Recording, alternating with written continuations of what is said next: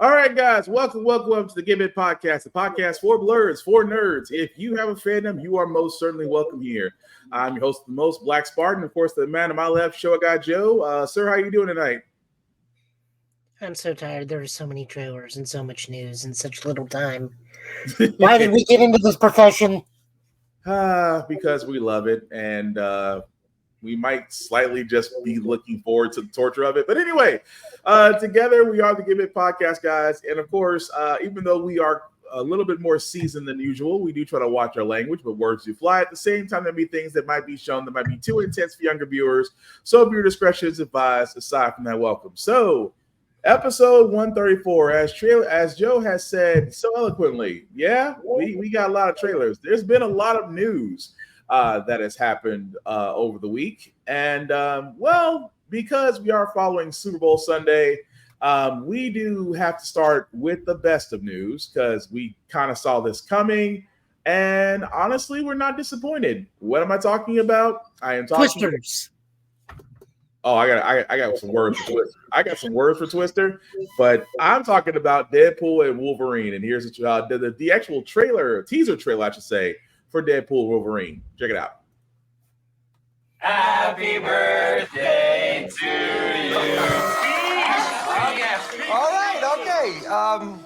It's been a challenging few years, for sure, but I'm happy.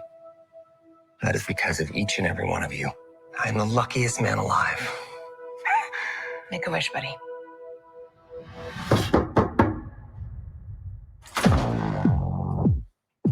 Wade Wilson? Who's asking? Whoa, whoa, whoa, whoa, whoa, whoa, whoa, whoa, whoa, whoa. Is that supposed to be scary? Pegging isn't new for me, friendo, but it is for Disney.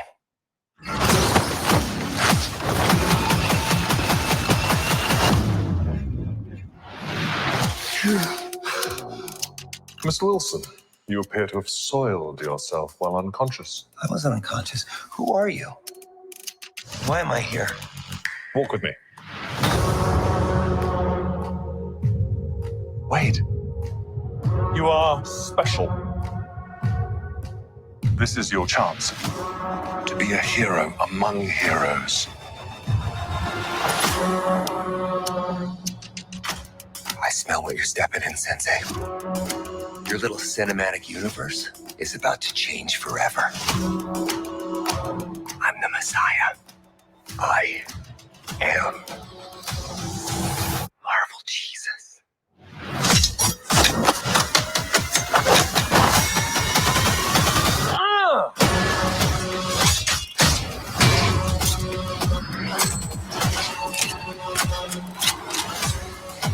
God, please! Oh my God!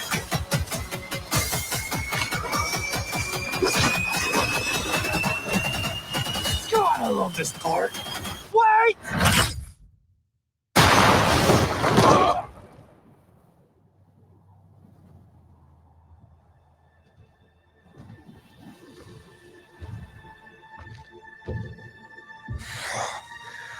You don't just stand there, you ape. Give me a hand up. Nope, I'm actually okay. Thank you very much.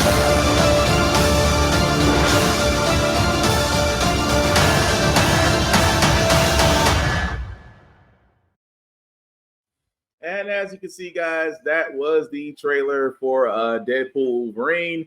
Does come out July 26th of this year. Where do we start with this, Joe? Because number one, I'm not disappointed. I love every bit of this trailer. Since Super Bowl Sunday, folks have been trying to go through this trailer almost damn near down to a frame rate by frame rate to find things. Some folks have found Easter eggs. Some folks are speculating. All I can say, guys, is wait till July 26th. I don't have any speculation on how they're going with this, outside of the fact that we do see the TVAs involved. We do see that there may be some multiverse travel afoot. We do see that a lot of the people from Deadpool 2 are actually still back in 3, just because of the events that happened with 2. So, also Pyro from X-Men happened to be there. So, I don't know, Joe. What do you think? Okay, so there's a lot to unpack on this thing. Honestly, I think this is going to play out like every Deadpool comic, where Deadpool is happy, and then something takes away that happiness, and then shenanigans, and then he regets his happiness. The thing I am noticing about this is I think Vanessa and Wade are over, which is why she called him Buddy and not Babe or anything like that. Okay. And it's because he's like retired from the mercenary life. He's got that horrible hero piece and whatnot, and he is taking the TVA up on Let Me Find the Timeline where we're still happy together. Yeah. Also, at the same time, I also think he is searching for the MC Wolverine and is going to be on the mission to snuff out all the other Wolverines across the multiverse, and what other X-Men may fall, because we very clearly see he's a Madripoor at one point, and Patch, Yeah. which is Wolverine with the eye patch. That's his Madripoor alias. We get Hugh Jackman in the costume that has already been shown. Multiple We see times. that he does have white lenses as the mask. Mhm. We see that there's a wasteland where the Fox logo is half buried under sand. Mhm. Pyro, which is the actual young man who was Pyro in X-Men 2 and 3. Yeah. Original X-Men 2 and 3, not First Class 2 and 3. He is a full-grown adult and with somebody, possibly Toad. Kind of unsure who the other dude in the cloak was. But I he can may do be a that. main villain, or the villain for that universe is Mhm. Pyro's still around. Yeah. This is a lot to unpack here. Also, just to get the comments in, Mont2Stupid615 said, I want to see it now. Whoop-de freaking do. Thank you for watching. This is the first and last trailer that I'm watching. I understand. Just because news, there's always something else that's going to come out and say, hey, this was in the movie, this was in the trailer, or this was in the trailer. What does it mean? I get it. I completely get the whole idea of just waiting for the movie to come out just because we can enjoy it and not analyze it to death. I completely understand that part. But what are you gonna say, Joe? Unfortunately, we don't get that. No. I mean, that's so. What else? Yeah, they've been pointing out stuff left and right in this trailer. We're gonna leave that alone. I mean, there's just so many things. Browsers, block your screen, the icon, blah blah blah. So when the new trailer comes out, of course we'll look at it. But we have to look at it. That's the name of our deal. Yeah, that's the name of our deal. You're right. But yeah, I mean, just overall, can we honestly say that we're not disappointed because we knew a trailer was coming, but we're not disappointed how Ryan Reynolds did this? Try saying that 5 times fast. We are not disappointed in how Ryan Reynolds did this, but I just love the fact that because he treats Deadpool like his baby, like whatever is associated with it, he's behind it. He makes sure it happens. At the same time, I am honestly not disappointed at all. So again, with Deadpool coming out July 26th, and like Joe said, I'm pretty sure there's probably gonna be another trailer coming out for it because let's be honest, Disney's gonna take their first R-rated hero and just go with it because if you haven't guys noticed in the trailer, he did drop the F-bomb. Something that's never been done on a Disney trailer, that the F-bomb was dropped. Which I think was very bold of Disney, but at the same time, I'm surprised they let it go. But again, it'll be the second time it's been said to Disney in a Marvel movie. Yeah, so it's kind of weird that we didn't think Disney would do it, but hey, maybe they're changing a leaf, or maybe they realize that they need to actually give us concrete movies. But switching gears for a second, has promised up and down that Deadpool would be rated R. Yeah. So as long as they don't mess with that, we're good. But move right along, guys. I guess like Joe said, we do have trailers. I did want to do this one as well because I, for one, am looking forward to a movie that's based on a play I haven't seen, but I have a good idea out of. What I'm talking about, guys, is the trailer for Wicked. If you haven't seen it, here's the trailer.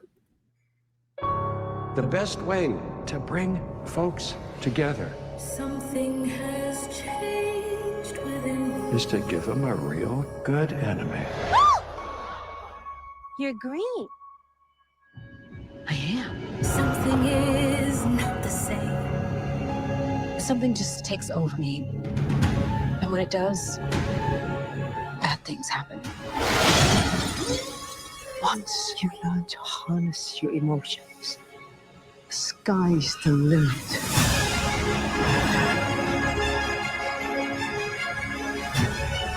Bring her to me.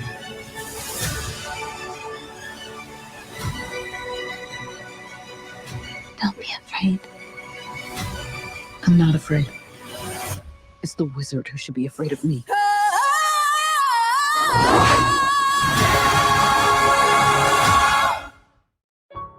The best way to Okay, sorry about that, guys. So that was the trailer for Wicked. Now I will fully admit this. I know it is based on a play. I have never seen it. My sister has seen it, loves it, and I do have a gist of the actual play and what the movie's going to be about. Does this trailer make me want to watch it? Actually, yes. I love the fact. I really do love the fact that it's certain movies that you don't think you want to watch. That when you watch the trailer, you go, "Okay, I want to give it a shot." But yeah, I'm down to watch this once it comes to the big screen this Thanksgiving. Joe, your thoughts on that? I'm very confused why this is a 2-part film when the stage play is only an hour and a half and the book is not long enough to substantiate a two full length picture films. Maybe that I would say maybe they're getting back to the old part 1 and part 2. Maybe, like I said, I don't. Like I said, I'm not play with go, but there's no point in it. It's like what they did with The Hobbit. And look how well that turned out. Well, The Hobbit. Well, let's be honest. We tell people all the time. There's so much story in The Hobbit that the movies never really covered. But hopefully, to push people to read it, because again, there's a lot more stories in The Hobbit than just the Battle of the Five Armies, the Desolation of Smaug, and things like that. No. I mean, like The Hobbit, not everything. You're talking about the overall? Hobbit. No. Okay. I know what you're talking about. Gotcha. Yeah, that's a very small thing that is told in, like, again, an hour and a half, 2 hours, and doesn't need to be multiple movies. This is the same thing. The book is not that big. Mm-hmm. And it's a Broadway play that starts and ends, has its full start, middle, and end in an hour and a half, 2 hours. Why are we getting 2 full-length feature pictures about this? Like, see, that's where I say I'm a little bit in the dark about this. And whoop-de freaking do, she said, I've seen the play 3 times, read the book, and I love the soundtrack. For all those that have, and again, this is me speaking on the side of never seeing the play, but I do want to see the movie. For those that have seen the play or those that have read the book, and let us know in the comments what you think. Is the reason why it's going to be a 2-parter because of the layout of the play or the book, or just maybe stuff that we don't know? Like I said, this is new territory for me as far as plays go. There are some plays I do love watching. And like I said, the only person in my family that's seen Wicked is my sister, and she loves it. But watching this trailer, it just makes me very interested in watching it. And Vaughn, what did you say? She played Aretha Franklin. She's in everything. I'm assuming you're meaning what is her name? And it's going to be terrible that I don't know it right now. Let us see, because I know Jonathan Bailey, Ethan Slater, of course, Jeff Goldblum. I think we saw Michelle Yeoh in there. For all those that know that's the person that is playing the main character, please help me out, because apparently I don't know her name, and I apologize for not knowing her name. But for everything else, like I said, it just Erivo? Say it one more time. Cynthia Erivo? We'll go with that. Is that it? I'm gonna go with that because I'm trusting you at the moment. But if it is, then we apologize. But yeah, I can understand that kind of viewpoint. But like I said, we don't know as far as how the play runs, because some plays can run to where it's 2 movies, or maybe you want to give it its full continuity. I don't know, so I try not to assume as much when it does come to plays. But for those that have seen it, like we said, guys, just let us know what you think, and we'll pretty much go from there. But I think Thanksgiving, I think I can honestly say I'm going to watch another Play movie form. I think they're also doing damage control with this trailer now too, because they're very much minimizing the Ariana Grande stuff considering the hot water she's currently in. Oh, probably so. I mean, we've seen what happens when a certain wrestling organization has to turn around and do the same thing in '86. Everybody, so maybe they might, maybe not on the same scale as that damage, but damage control nonetheless. But we'll see. But really quickly before we get to our next trailer, guys, for all those that are wondering, especially if you're the Mandalorian type, yes, the video game is currently in works. Respawn will be behind it. From what we've been told, it will be a first-person shooter. A lot of people thought it would be third person, but in this case, it's going to be first person.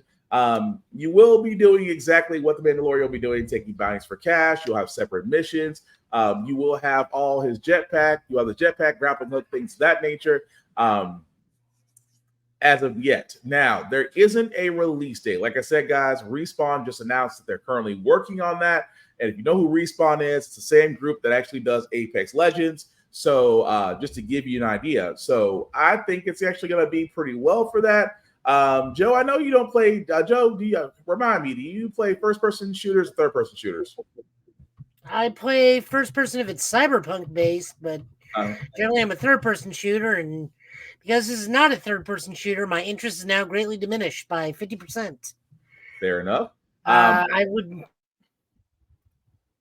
Go ahead. Oh, Joe, you muted yourself. Sorry. Try again. There we go. All right, what were you saying beforehand before you got muted?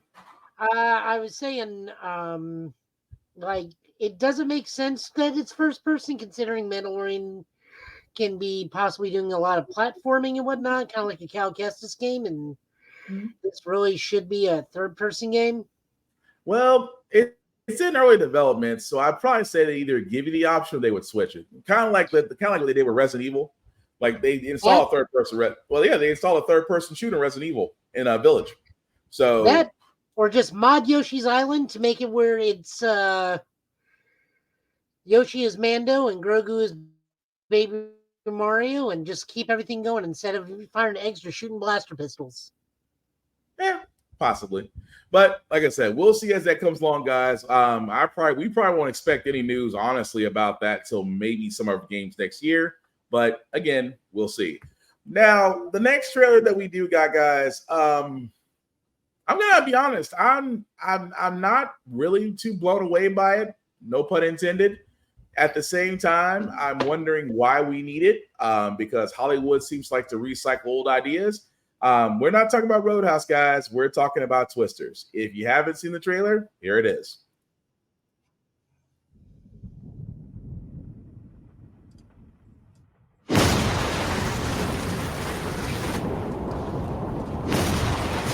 Dodge whatever's in there. It's big and it's moving fast. Drive. Go. Guys,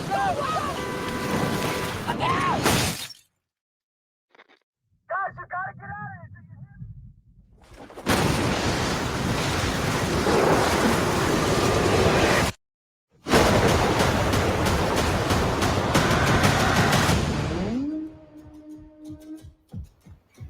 It's Tyler Owens.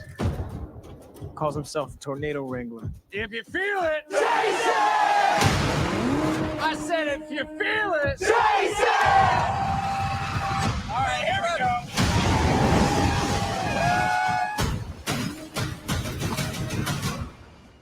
Oh, she's perfect. She's gorgeous. You thought you could destroy a tornado. We never had a chance. You want one?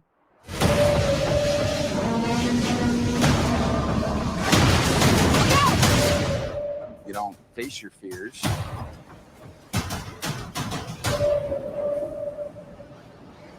You ride them.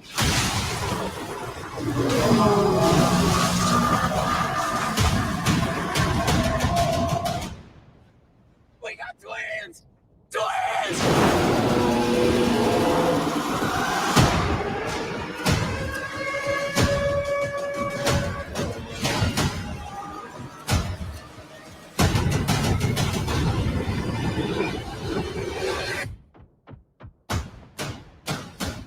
that it? Nope.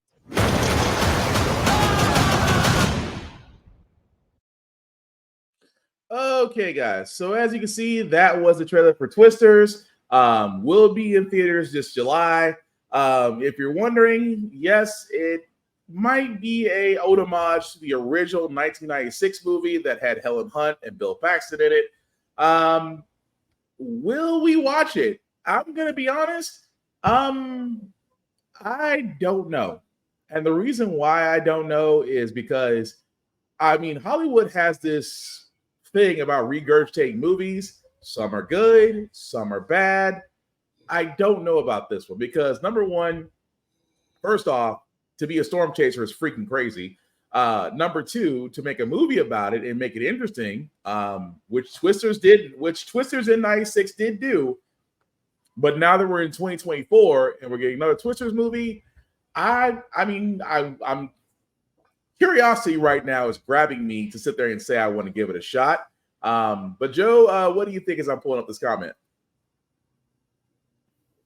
Mr. Phenomax. I haven't seen him in a while. I hope he's doing well. This is actually from over from Total Justice Gaming's Okay. comment section. It's more like a next generation movie. Yeah, just maybe like Helen Hunt's daughter or something. I don't know. Like I didn't see the first Twisters. I'm not a natural disaster porn person. I'm not a I mean that's what they were. Remember almost every movie was like I mean, you're the not world's wrong. going to end because natural disaster. Do not I mean, look. You are the plot not of this wrong. is I'm not big going to argue that. tornado. But what if two big tornado? I mean, don't get me wrong. And I agree with Mr. Final Max. It is an interesting flick. Do I think? I think in some ways it is going to pay homage. I think there is going to be a link between Helen Hunt's character and maybe one of the characters here, or Bill Paxton. It may be one of maybe his kid, or maybe it's a relative in some way. But it's interesting enough for me to want to watch it. It really does. What did you say, Vaughn? This is the trend that never ends. Does it even matter anymore? I would agree to a certain point, but I think for Twisters, because at first I was like, why do we need another natural disaster movie? But then I thought about what made Twister great. Twister was different, really, from other natural disaster movies, just because it was almost like a Walking Dead, but tornadoes. Like tornadoes were everywhere; they were destructive. You knew it, but it was really more about the people around them that were storm chasing, and that's what made it great. Do I think that this Twisters could do the same thing? Possibly. But to me, I'm like, I may give it a shot. I'm just going to be completely honest about that. I actually may give that a shot, but that's just me.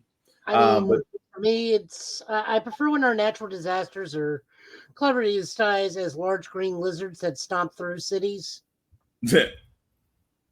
Godzilla, how we knew. But anyway, yeah, come July, like I said, if we're in the movie theater, July, that might be a little bit close to me for D-Day. But anyway, I was going to say, isn't Deadpool also coming out in July? Yeah, that's going to be a challenge. Yeah, no, that will not be a challenge. There is no challenge there. Leave it be, Joe. Leave it be. Anyway, moving right along, guys. Kyle Rayner. I know it's weird. We're jumping from Twisters to Green Lantern. As Joe made that face. Wait, what are we talking about? Green Lanterns, Kamen Rider? I'm confused. No, because you made that face whenever I say Kyle Rayner, just because I know of your level. Oh, Kyle Rayner. I thought you said Kamen Rider. Are we talking about the fact that Geet's got shit? But okay, no, we can cover this too. I misheard you completely. Sorry. No, I am talking about the fact that for the Green Lantern, he has actually not been a lot of things. So there is a swelling of people asking, when are we going to see the most, I won't say the most famous Green Lantern, but a known Green Lantern in the comics. According to writer Jeremy Adams, he will be appearing in an actual story with Dawn of DC. They're actually talking about Green Lantern issue number 8. to where the story is going to be focusing on Kyle Rayner himself. If you've heard Joe, if you watched and listened to this podcast, you heard Joe. Joe has a certain how can we put this, Joe, toward Kyle Rayner? He is my sweet baby child, and he can do nothing wrong. I mean, yeah, if you've heard it, that's his go-to. That's his go-to Green Lantern, not Hal Jordan. Because now, we actually would be talking about that more literally today, but there's so much we actually can't get to comics today because there's just so much going on. Right. But we have that is on our list to read for next week. Right. So that way we can actually see the story and see what they do. But thank God for the artists, because if you followed us, you know there's a certain artist that's doing Spider-Man right now that makes us cringe. The Green Lantern book, as much as I despise that book, even though now they're adding Razor, so the book's actually really good and quite tolerable because they're doing new things with the Green Lantern Corps, which I like. Regardless of how and whatnot, they're doing new things. They're adding characters from the very popular Green Lantern animated series, like Razor is now canon. Eye is now canon. Technically, I guess you could say this happened at some point. The Green Lantern animated series technically happened at some point in their reality. Yeah. So there's that. But no, the backup shows Kyle how he's dealing with the new arc and whatnot, and he's teaming up with the newest Green Lantern, Sojourn Mullins. Gotcha. Sojourner. Also, whoopie freaking do. I'm sorry, I didn't see your comment. They lost me at Twins, so I know you're referring to Twisters and you up. Oh, whoops, my bad. I'm not gonna. I don't know who you asking up, Whoopty. I'm not gonna judge. I'm just gonna assume it's not for us. But anyway, moving right along, guys. We do have some other comic book news, but before we do that, we have to talk about Godzilla Kong for a second. Because the new trailer they put out, I got questions. Specifically how they did this. It makes me wonder: is Godzilla and Kong basically the new Lethal Weapon? You'll figure out what I mean when I play this trailer.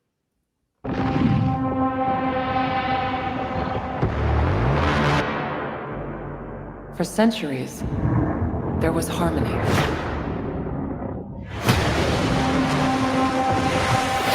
The Titans were the guardians of nature, and the great apes became the protectors of humanity.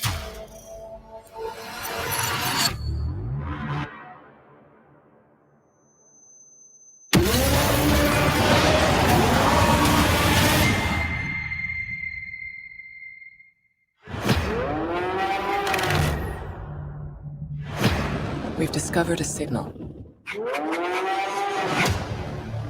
She can feel it. Kong, Godzilla, they can feel it too. Something is coming. Something even they're afraid of. You feel like going for a ride? Thought you'd never ask. Just try not to swallow your tongue. What? Oh my God!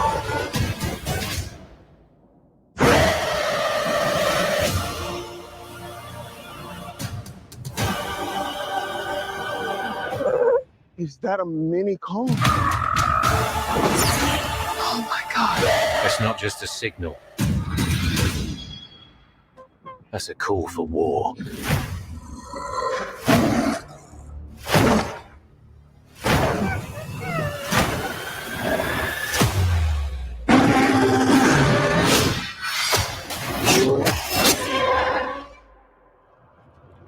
What is that?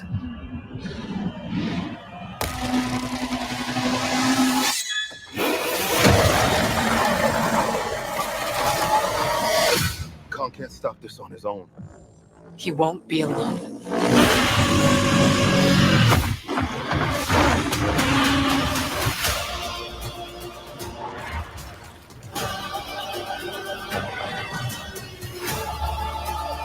The last time those two met up was almost the end of Kong.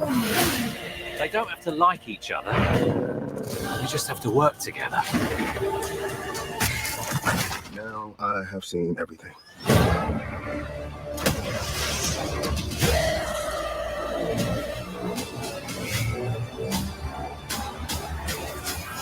We've made some minor augmentations. Oh.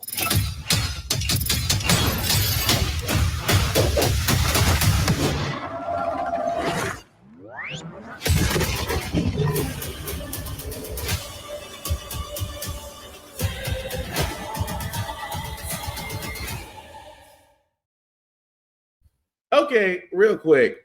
Do you know how angry you got to be to literally throw half a skyscraper at somebody? Wow. Guys, as you see right there, that was the trailer for Godzilla Kong: The New Empire.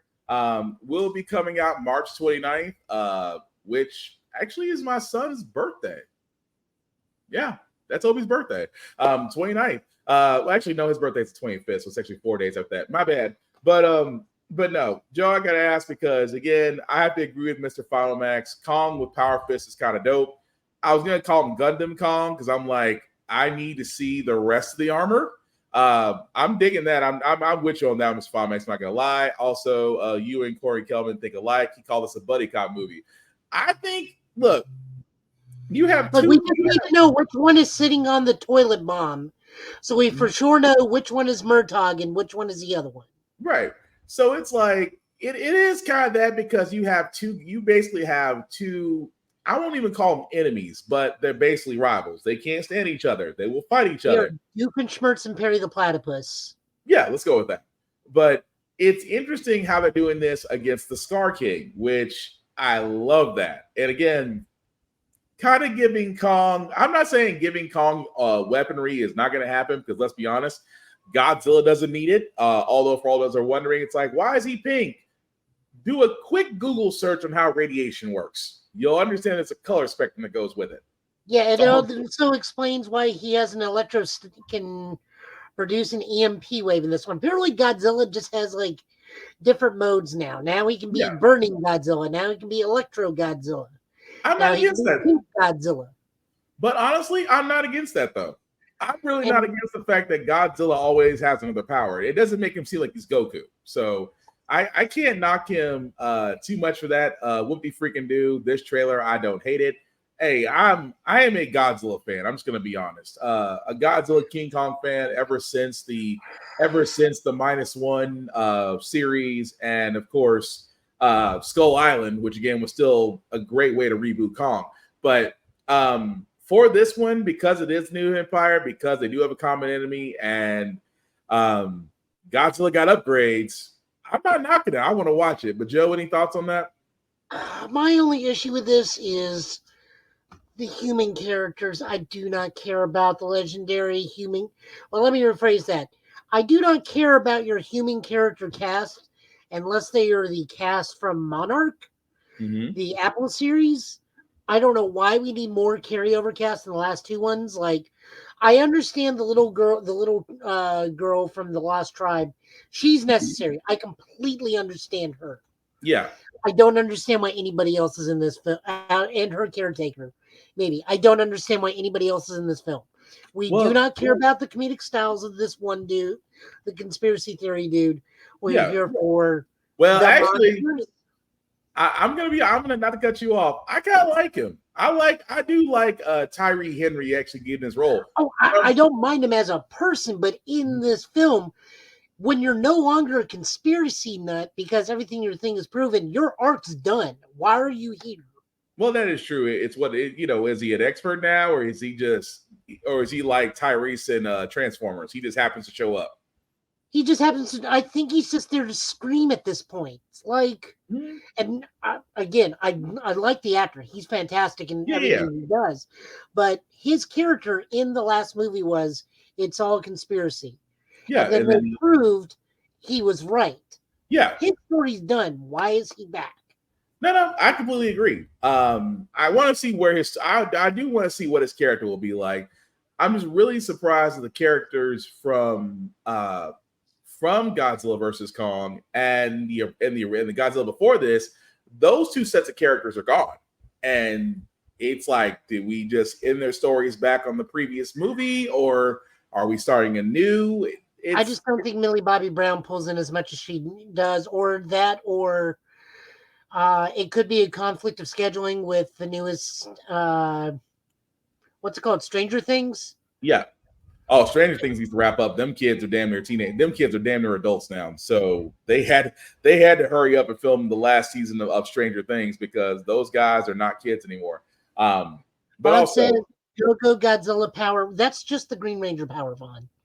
We called him Dragon Caesar for a reason in Japan. But I'm sorry, I just had a really bad Power Ranger joke behind that. Anyway, from the comic? Yeah, I just had a really bad Godzilla joke from that. But let me leave that alone. They're keeping Arctic Blast Godzilla out of this, which is what the other monster is. That is a good question. That is a fair point. But maybe, I don't know. Maybe we'll see. But before we get to our next show, guys, just some quick news and also covering Fantastic Four. The quick news itself that I wanted to get to before we get to the Fantastic Forecasting is that casting. I made it sound like it was a weather report. So Marvel and DC, remember the crossover? You guys remember? I guess if you were me or Joe's age or of the associated people that are watching, we certainly appreciate it. You guys probably remember that at one point DC and Marvel actually had crossover episodes. One between Superman and Spider-Man, Batman and Daredevil, Justice League versus the Avengers. The beauty part about this is they are basically going to go now and reprint all of those. So the entire DC versus Marvel omnibus, that's from, I want to say, from 1976 all the way to 2000. All of those are being reprinted. And if you don't have them as a comic book collector like myself and Joe, it's a golden time. Because like I said, when I tell you guys, for all those that don't know, there was a comic, like I talked about, between Spider-Man and Superman. You had Batman and Daredevil. You had Batman, Captain America. You had Batman and Punisher. You had Darkseid versus Galactus, Green Lantern versus Silver Surfer, Unholy Alliances, Incredible Hulk versus Superman. Marvel and DC present the Uncanny X-Men and the new Teen Titans, Silver Surfer Superman. And again, I can keep going down the line. Like when I tell you guys, there are so many crossovers, and this is just a small list that they're showing right there. Like, again, I'll be all night if we go all over it. But the fact that each of these are being reprinted makes me want to go out there and collect them. And again, as a person that loves crossover issues, between Marvel and DC, I am digging this. But Joe, any thoughts on this? Oh, I'm especially looking forward to the Amalgam Universe. I was big into that because we had such wonderfully edgy characters as Dark Claw and Sparrow. Mm-hmm. And Super Soldier and Spider Boy, where it was Ben Reilly and Connor Kent fused together. Yeah. With Perry White being the new editor of the Daily Bugle. And go down because they actually have a list of almost everybody. Oh yeah, they have like what are some of the goofier ones? Lobo Duck, the Duck, Iron Lantern. And the most laziest one of all, Doctor Strange and Dr. Fate fusing into Doctor Strange Fate. Yeah. So it's when I tell you guys, and again, this is why we keep saying all the time, support your local comic book stores because I believe these will be reprinted or available from DC and Marvel August the 6th. So you got some time, guys, to definitely get that. So definitely check out your local comic book stores come August the 6th for those issues. Again, get them while you can because there's no telling when we're actually going to get another chance like this, especially from a comic book collecting side of it. The other reason they're doing this is they want to see if the market's out there to actually cross over because what I don't think some people realize is the writers currently staffed in both DC and Marvel are our age. Now, the editorial is something completely different. I can't help you with that. Yeah. But they are the same age as us, meaning they grew up with the Amalgam Universe. And if you look at the comic industry as much as we look at it and as what do, we see writers jumping back and forth all the time between the big two. Sometimes over in IDW and Image as well. They are all friends in the grand scheme of things. Like not some of them are buddy, some of them are acquaintances, but some of them are pretty good friends. they can make amalgam happen again now because they all know each other to a degree. Like it's 6 degrees of Kevin Bacon, but everybody is, I believe, all the writers are aware of each other. Yeah. So again, your Chip Zdarsky knows your Josh Williamson, who knows your Jed Mm-hmm. McKay, who knows your Dan Slott, who knows your Zeb Wells, who knows your David Warren Johnson, and we can keep going on and on and on, but everybody's there. The only thing that we got to prove to them is we want this, and then editorial will have to listen to us because we're going to be buying the books, and then we get Dark Claw 2 or New Dark Claw, where it's a fusion of Huntress and Laura, or I don't know. But while you're thinking of that, what the freaking dude did say who won between Superman and the Hulk? That, did we ever get a solid answer No, to that? it was Superman because we were dealing with Doc Green's. It was Doc Green Hulk at that point. Oh, right. Now we have not come up with the other Hulks at this point. I think the other Hulks may be a bit of a different thing for Superman because Superman is greatly depowered from that point. Yeah. And we have stuff like the Immortal Hulk and World Breaker now in our grab bag of Hulks. That's true. But anyway, guys, different thing now. Yeah, but like I said, August 6th, it's a great time. Please support your local comic book stores because again, as Joe said, our dollar determines if we get more of this. What do you say? America won in that fight. He did not. Batman fought dirty and beat Captain America. That he did. And I still respect that. And you know what the funny part is? Cap kind of respected him for it. Kind of. But that's a story for another day. Move right along, guys. We do have the main star that'll be in the new Karate Kid movie. That does star Ralph Macchio and Jackie Chan.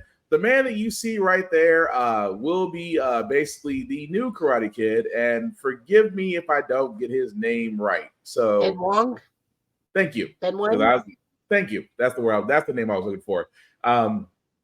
If you noticed him, he was actually in American Born Chinese. Also a good show on Disney before they decided to. Did Disney cancel American Born Chinese? No, it got canceled. I don't know why. They were setting up for season 2. Okay, because I thought it had a good first season. But anyway, check it out on Disney Plus if you get a chance. But he actually is going to be the main character in the new Karate Kid movie. I'm looking forward to it. I know some people had some qualms with the Jackie Chan and the Jaden Smith version, and of course Ralph Macchio coming back, even though Cobra Kai will have its 6th and final season on Netflix. To be kind of honest, after watching his character, I got nothing against it. I kind of want to see what they do with this Karate Kid movie, having Mr. Han and the original Karate Kid back.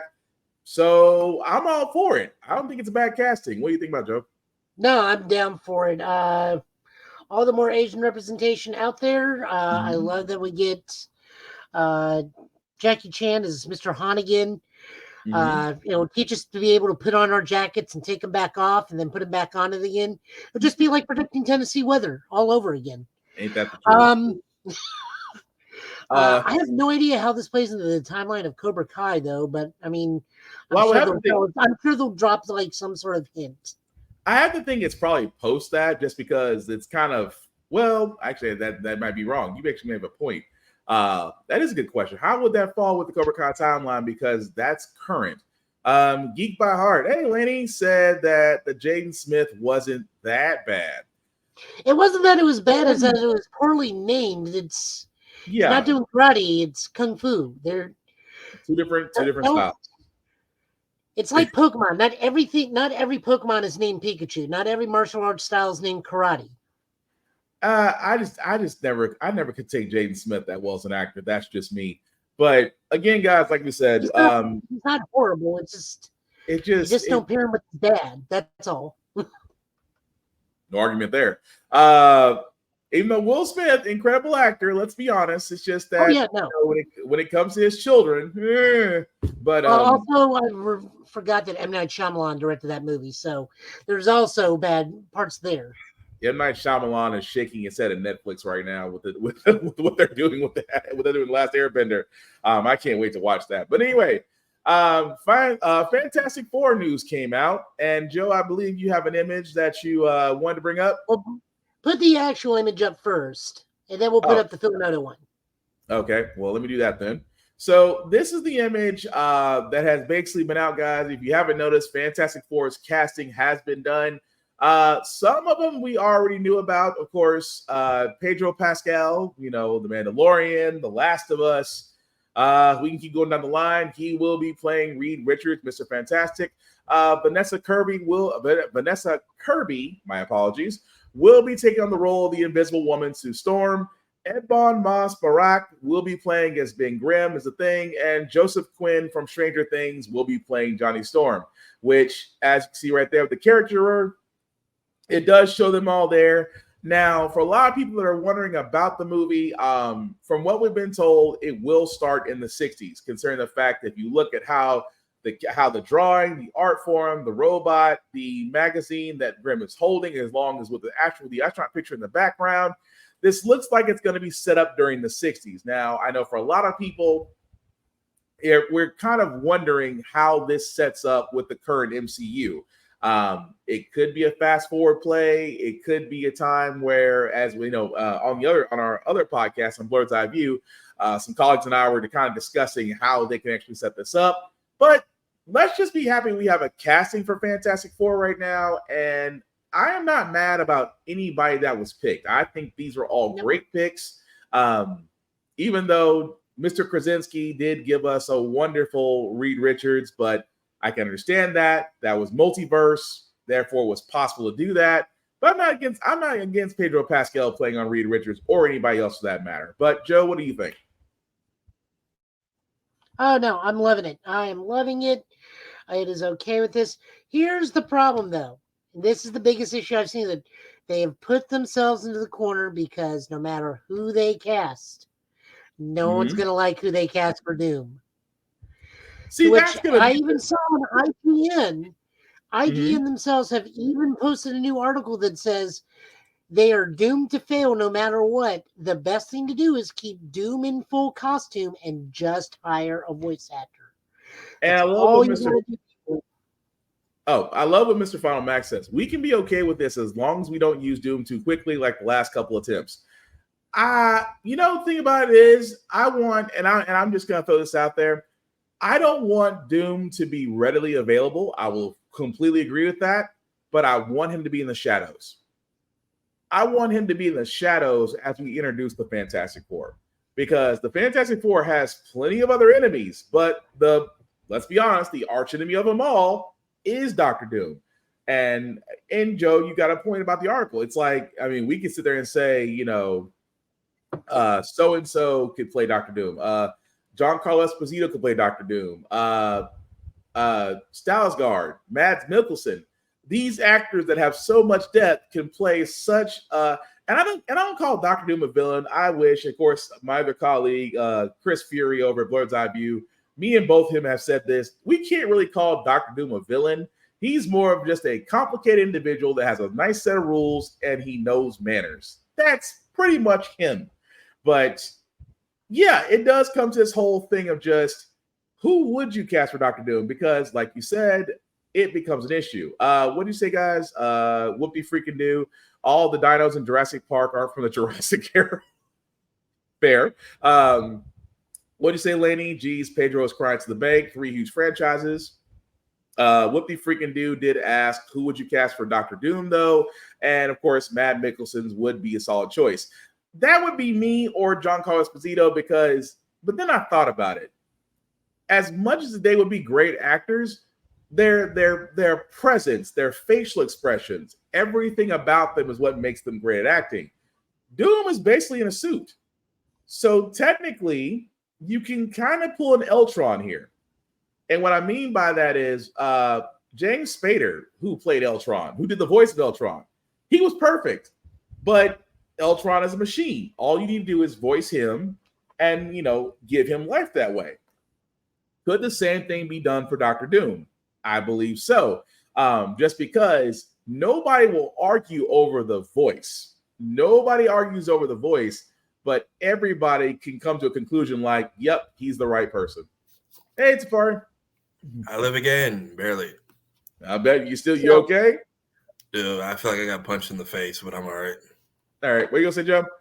So, if we are going to cast anybody, I would do the smart thing: is cast somebody, let them fight, let them beat Doom, and then at the end of the movie, when he's defeated, we learn it's been a Doombot this whole time. Interesting. And then we cut to the real Doom, and he's either healing, or he's frozen, or he's in some sort of ensorcelled state, or something. Let it be like once played the writer who broke up the Rockefeller. Okay. So like let it do the Doom thing. Let it be a Doombot. Let them cast whatever celebrity they want, and let it turn out to be a Doombot at the end of the movie. And because Doom's been masterminding something much bigger and grander the whole time in the background. Yeah. And then we cast like the real Doom. It's like what they did with Thanos. Thanos was just initially just a voice, and then we got what's his name in the grand scheme of things?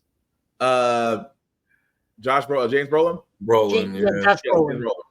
Josh Brolin, sorry.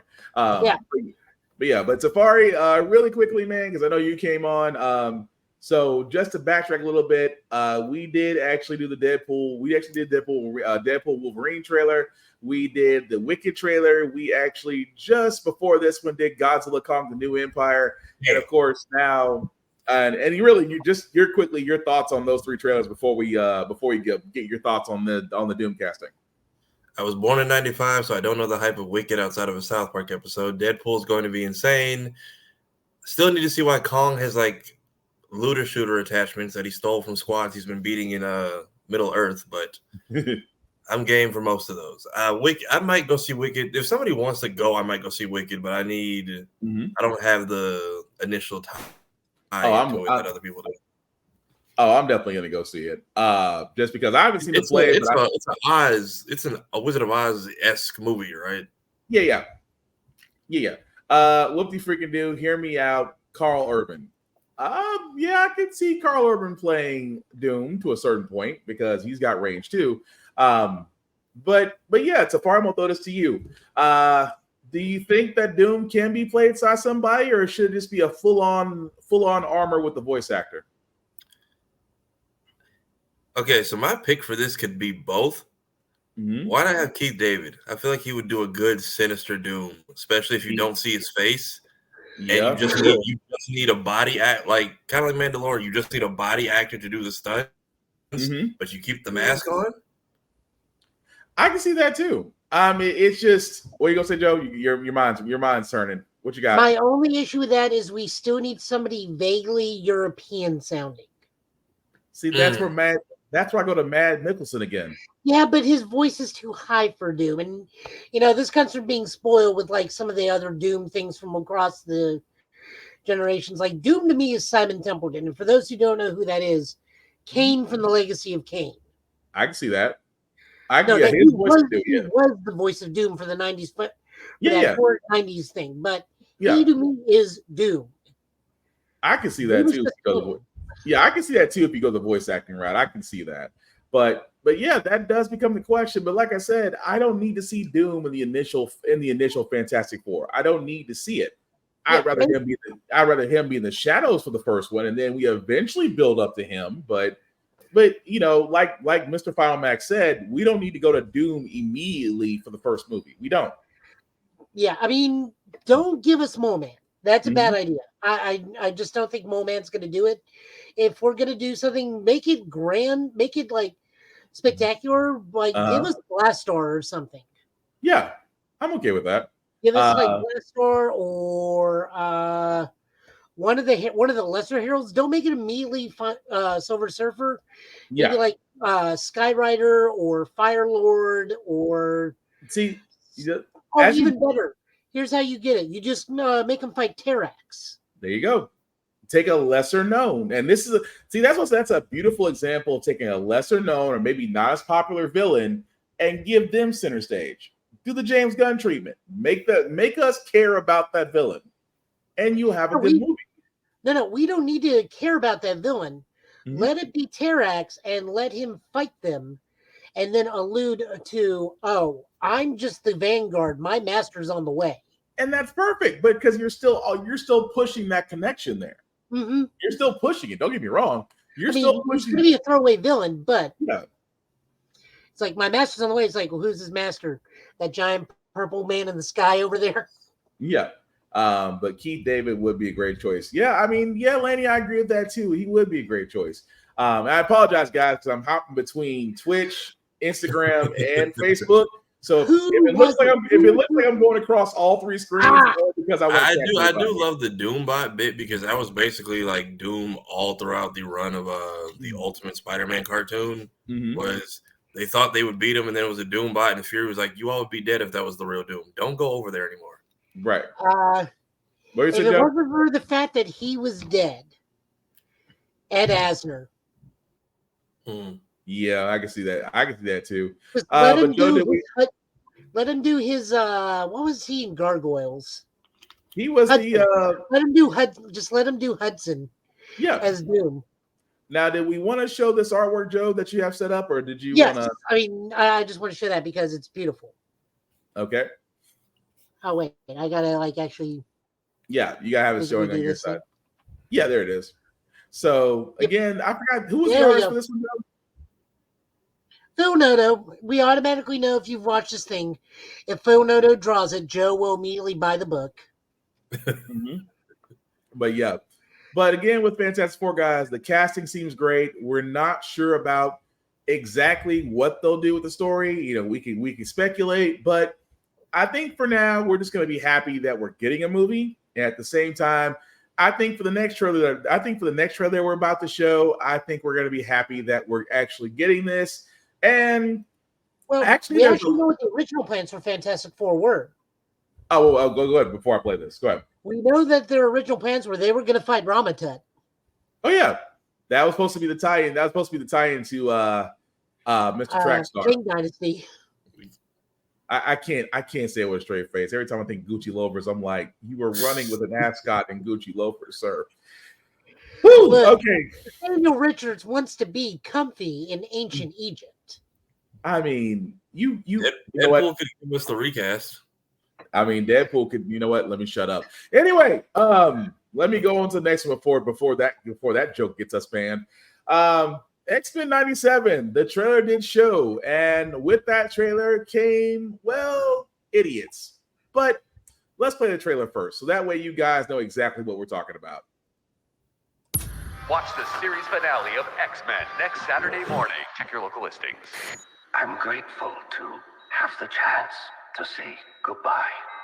I am proud of you all, my X-Men. Fate lies in our hands now. Now.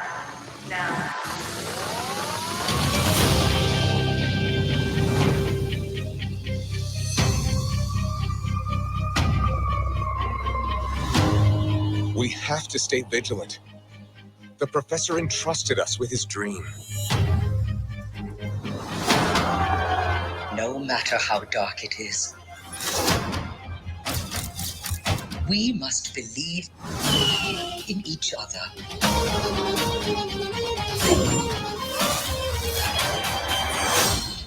We get this done by working together as a team. Jeez, Bub, keep buzzing in my ear.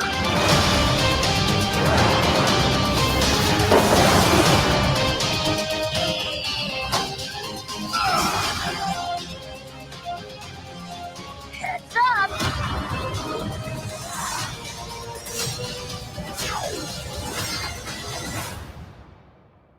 To me, my X-Men.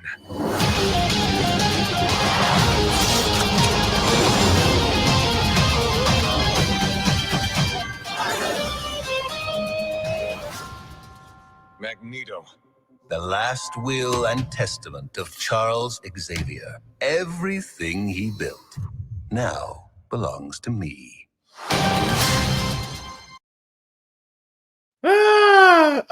Tafari. I'm going to repeat a line that you said yesterday when this got played. You remember what you said? I said a lot. I know I started off with maybe it's Maybelline. I think it was something about Magneto and Garnier fruits. Oh, how'd that go? Yeah, that was Mayhem started with Garnier Fructis, and I said, or maybe it's Maybelline, or he's been eating the finest juices and berries in all of Krakoa. I mean, wow. But yes, that was the trailer for X-Men 97. As you guys can see, we'll be streaming. Forgot the date already. March 20th, I believe, was the date. What'd you say, Joe? I said it'll be streaming in a month. Yeah, in a month. So we're not too far off from that. What did you say, Vaughn? Looks like Magneto's about to sing "We're Not Gonna Take It." Twisted Sister reference. I dig it. Animation is very stiff. That's not surprising. This is probably like a real cut. Yeah. I would say it looks like a blend of like Marvel animation is playing a lot with like the CG almost. Like it's either full on What If or they have elements of it. Yeah. I mean, so go ahead, real quick. No. I was gonna play. I was gonna say the Wolverine Gambit, Mr. Final Max, the Wolverine Gambit combo looked cool. Actually, yeah, we've never done that. Nice. I wonder why not. That looked nice. But what are you gonna say, Joe?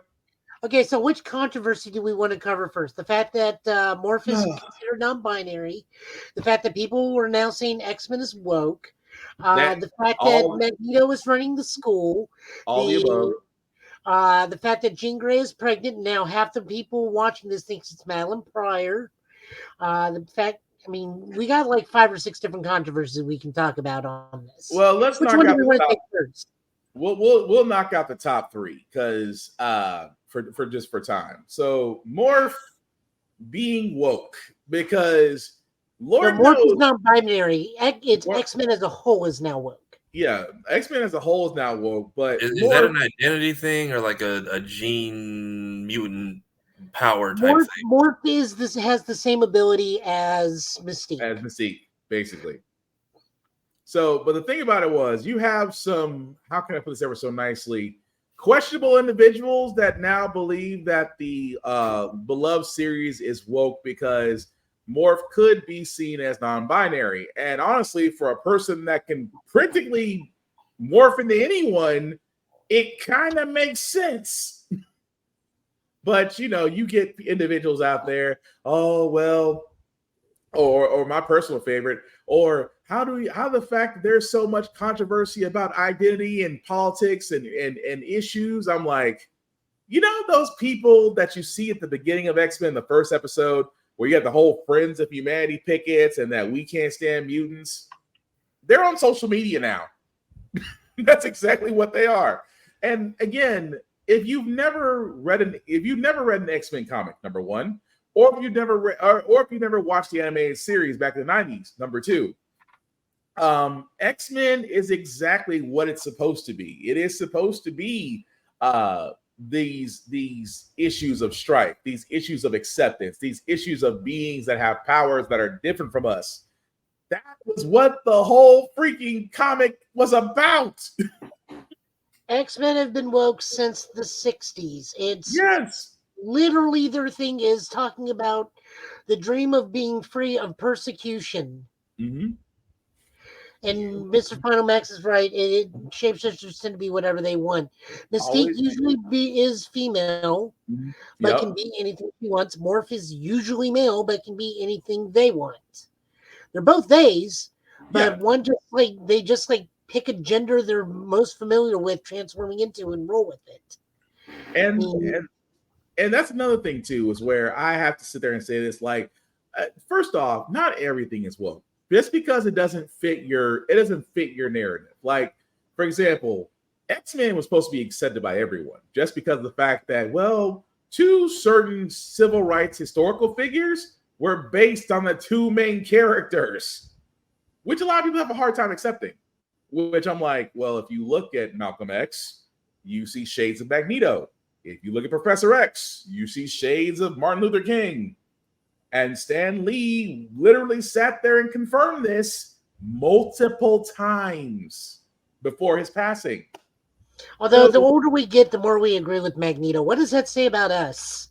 that we're not pacifists. This is true. So the other things If violence doesn't solve your problems, you're not using enough of it. Right. Yes, if you need not using enough violence, use extreme violence. I That just saw the requires one more clip. pouches. It's the I same saw amount of one. violence. You just have more pouches on you. Where is it, Tafari? I saw one clip today that was like, I guess it was like since the trailer's trending. Remember that time Charles and Magneto got into a fight? He made Magneto relive the Holocaust. Yeah, that was kind of petty. Oh, that was the one. That was the one time Professor X kind of fought dirty. He really fought dirty. Yeah, one of your people is a Holocaust survivor, so also that. Look, in the end, and this has been said before, and I've made this joke before. The X-Men is just basically down to it's a messy breakup between Magneto and Charles, and everybody's caught in the fallout. But you know the funny part is, just because we covered a certain X-Men comic during Fall of X, where literally Magneto kept on saying, "Charles, you damn fool! If you only listened to me so long ago," there's your Magneto was right tail right there. So let's talk about some of the other controversies that we're dealing with, and some of the less political ones. Go for it. A lot of people are complaining that the voice cast doesn't sound quite right. You would be correct. That was 20 years ago. People's voices change. The unfortunate thing is there's a curse on Cyclops where if you act as Cyclops, you're going to die. Yep. Because both Cyclops actors from Evolution and original 90s X-Men have passed away, unfortunately. So the we dude get from a Evolution's gone too? Yeah, he passed away. The only surviving Cyclops one is from Wolverine and the X-Men. Yeah. And I mean, by that rate, y'all better hope they finish Demon Slayer and Jujutsu Kaisen fast. I mean, right. But the dude who plays Cyclops is also Tengen and Sukuna. So yeah, but the wild part is, like Joe was saying, was the whole thing of Magneto taking over the school. Again, this is following what happened. This tells me off the bat that a lot of people never watched the entire animated series from beginning to end. Because if you did watch it from beginning to end, the initial idea, and they talked about this, the initial idea was that Charles would die and that Magneto would take over. Give me a moment because I can actually physically show what's going to happen. Oh, go for it. But I mean, for all those that don't know, that's exactly what was supposed to happen. That it was always the plan in the animated series for Magneto to take over the school. And because Charles did have a last one testament. So what you actually saw in the trailer was exactly how it was supposed to happen. And right there is this Joe is what happens next, children. Yeah. New mutants.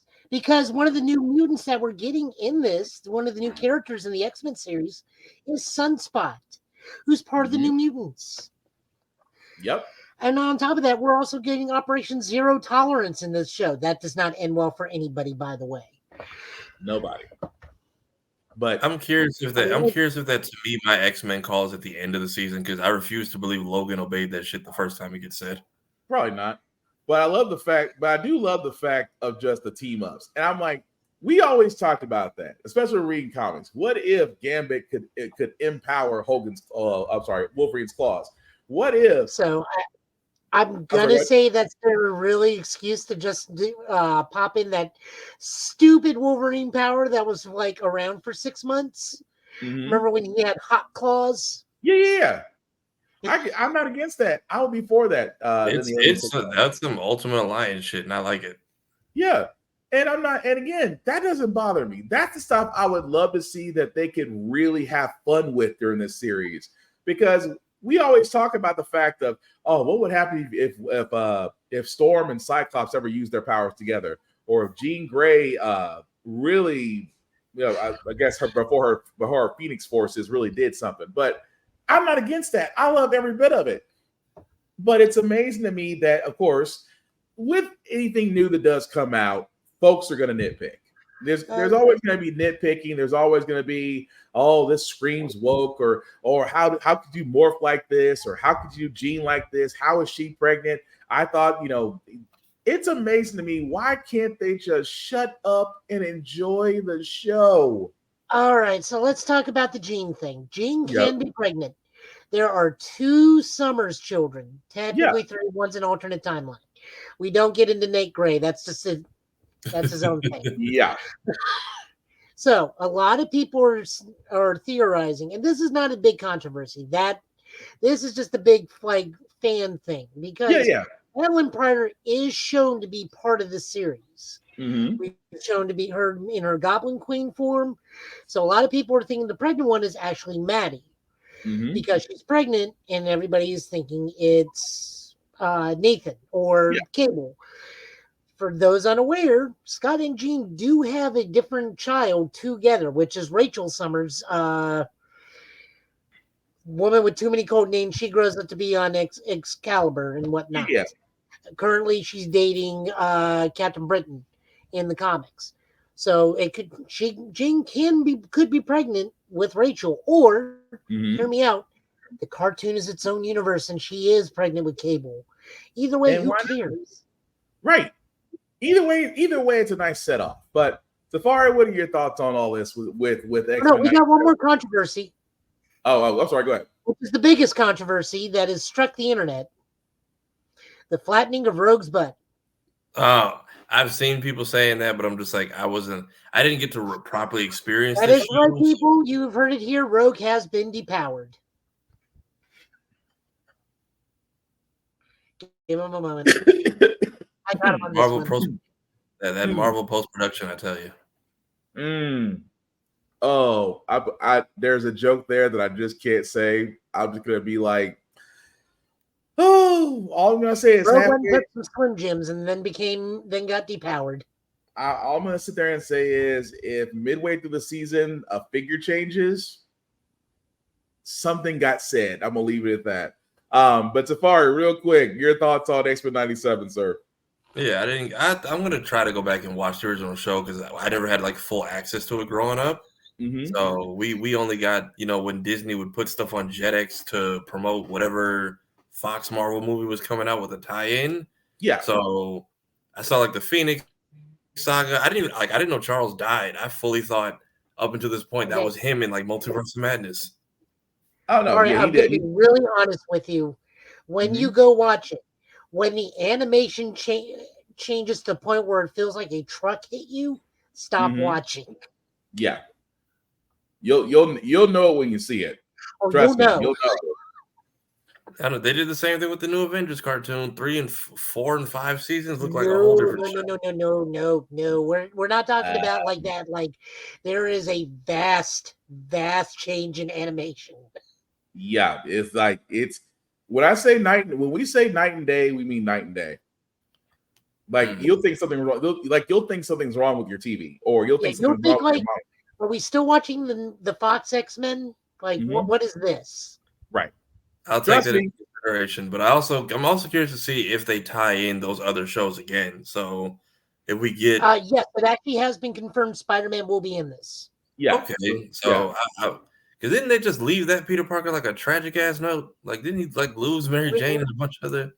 We don't need to open up that wound. Yeah, let's just say yes. let's just say yes and go from there. So an updated look at him, Punisher, Blade, whoever else came into that X-Men cameo world that they had back then. I feel like they're gonna use the test the cameos, see who gets the best reactions, and be like, maybe we'll pick their show up next. Or maybe we get surprised with Spider-Man. Well, it won't be Spider-Man because we know for a fact Spidey's getting a new cartoon. Yes, he's getting a whole homeroom. Was it freshman year? Freshman year, which is originally going to be they're just calling it Friendly Neighborhood Spider-Man now. Okay. It was supposed to be like a 90s animation. It was supposed to be like an early Tom Holland career, and they just switched it to be its own thing completely, which I think was a better decision. Yeah. But it went from freshman year to Friendly Neighborhood Spider-Man. What was the other thing? So to answer your question, what happened with Spider-Man? Let's just say Mo. Let's go with Mo. Yeah, that sums it up very nicely. But before we move on to our last trailer of the night, we gotta address this because, well, we don't want to be those guys that tell you not to watch a movie. Even though we don't want to be that. We don't want to be those people because number one, they don't pay us, and number two, we're saving lives if we do. Yeah, my money was spent on better things today, and I never buy amiibos. Oh yeah, because there's a lot of rare amiibos being re-released. That's not Terry Bogard. I'm sorry. I'm not the big. I know Terry's got like this whole franchise. I just never got that big into it. So I leave that. Every store I've been to, Terry's like 1 or 2 left. In my mind, leave that for the collector who's going to come through looking for it. Sora is top dog, and they only gave out 1 at like every store today. Damn. Yeah, but he only comes out once a decade. Didn't you guys have a Kingdom Hearts 4 trailer 5 years ago? You gotta rub salt in that wound. You know what it is? I think he even said they're dropping the trailer too early, and I think Disney was just like, middle finger, we're doing this anyway. Yeah. But anyway, but speaking of movies, guys, like I said before, Madam Web did come out, and you've probably seen Dakota Johnson couldn't name 3 Spider-Man movies that Tom Holland was in. You probably saw that the stars of Madam Web were told that their movie would be connected to the MCU. That turned out to be a lie. Yeah, I was joking when I said that in the group chat. That actually happened? Yeah, they were informed that this movie would be connected. Come to find out that it wasn't. And it's just the fact that a lot of reviewers and influencers are really out there saying, okay, this is going to be trash. You shouldn't watch it. It's a waste of your time. We here at Get Big, guys, we're going to be completely honest with you. Between myself, Joe, and Safari, we never claimed to be experts. We never claimed to be critics. We never claimed to be anything but guys who love fandoms and want to talk about their fandoms with you and everyone else that's within the sound of our voice and is watching their screens.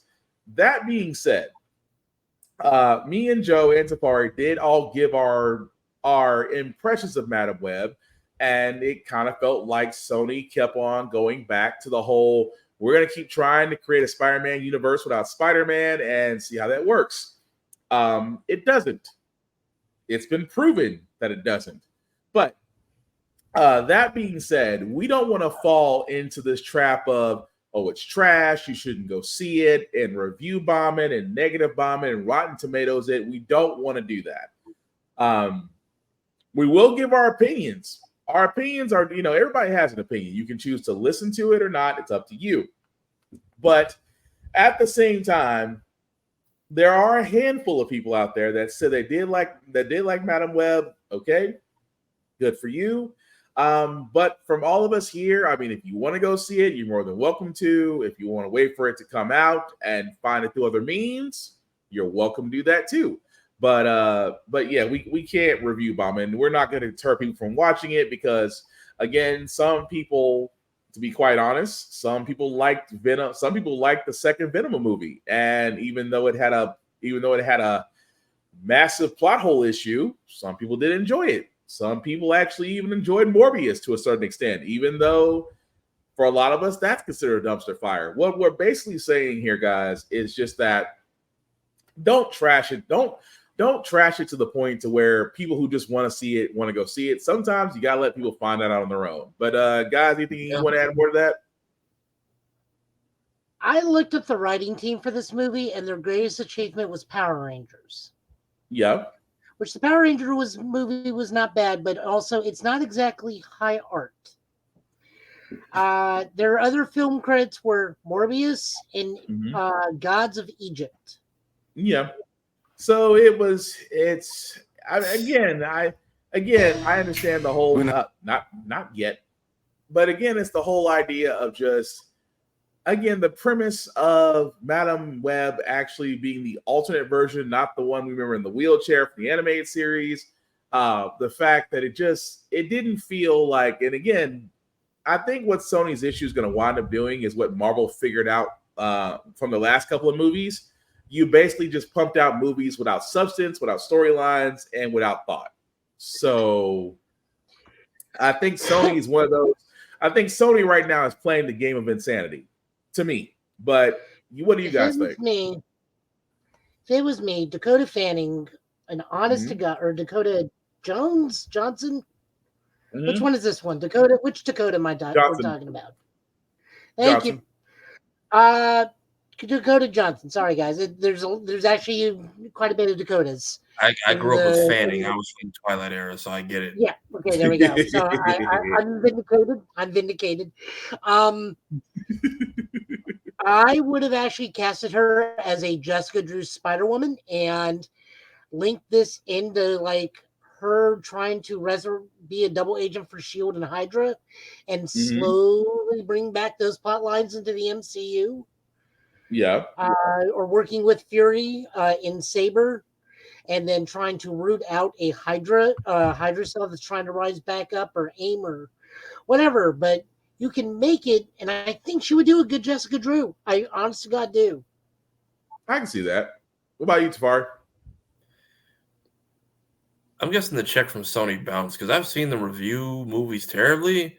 I've never seen Rotten Tomatoes do a whole hit piece on the entire writing team and everything they've made. That was a new one. Like that was a very personal attack on a movie that was already not going to do well. No, I mean I can understand that too, but it's just like for me, and I know, like I said before, we watched it before, and what did my father Max say? Gods of Egypt is a guilty pleasure film. I mean, hey, if you like it, you like it. I can't knock you for that. And Dodge Dakota.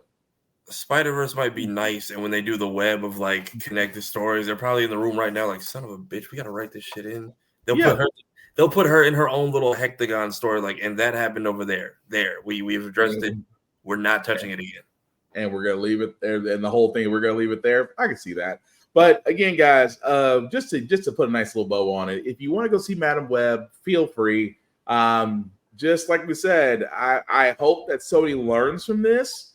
I don't think it's going to happen anytime soon, but because they still have Kraven and I think another movie they want to do, so I think they just figured, hey, we're just going to keep doing this until we become Warner Brothers, I guess. But that, or they might get the Warner Brothers treatment where there's like, isn't there like court stuff on Warner Brothers? Like, hey, stop shelving movies and telling people they're going to be full-fledged productions, because if they find out they keep bringing people in with MCU ties, and then they yank all of it like 2 weeks before the movie comes out. Morbius had all the Spider-Man stuff taken out like apparently 2 weeks before it came out publicly. Yeah. So it was even the actors were like, but you left. We just left. I'm blanking on the name. We just left Michael Keaton over there apparently. Oh yeah, it was a dumpster fire. And apparently he's filmed some other stuff as Vulture, and we don't know what that is yet. But actually, he was a good Vulture though, which is still crazy. But anywho, like we said, however you want to cut the mustard on that. If you want to spend your money and enjoy yourself, hopefully that you do. Invincible season 2, part 2. The trailer came out just yesterday.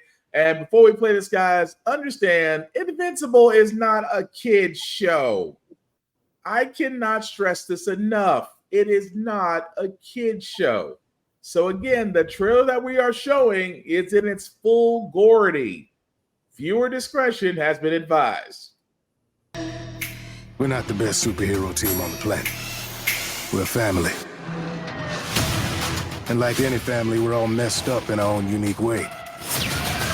We go around saving lives while ruining them at the same time. We will rebuild more. Count on that. Your people must need your strength. I'm sure they got it covered. Behold, omnipotence tremble before my unlimited power! No. Mark, I need you to go to space again. What? I just got back. We got a ship full of those Sequid things coming in hot. If they get their tentacles on Earth, they'll be pulling our strings forever.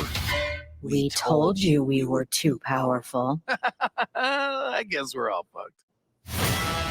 How did a mere moment on Earth turn you into a weak, sentimental traitor? Answer me! What's the occasion for such a fine suit? I'm visiting an old friend. It is good to be home. Die fast, assholes! My pizza's getting cold. Your family's legacy is blood.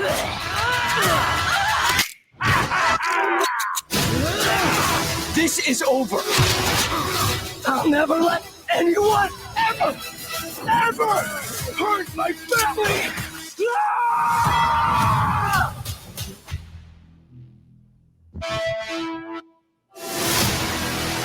I'm sorry.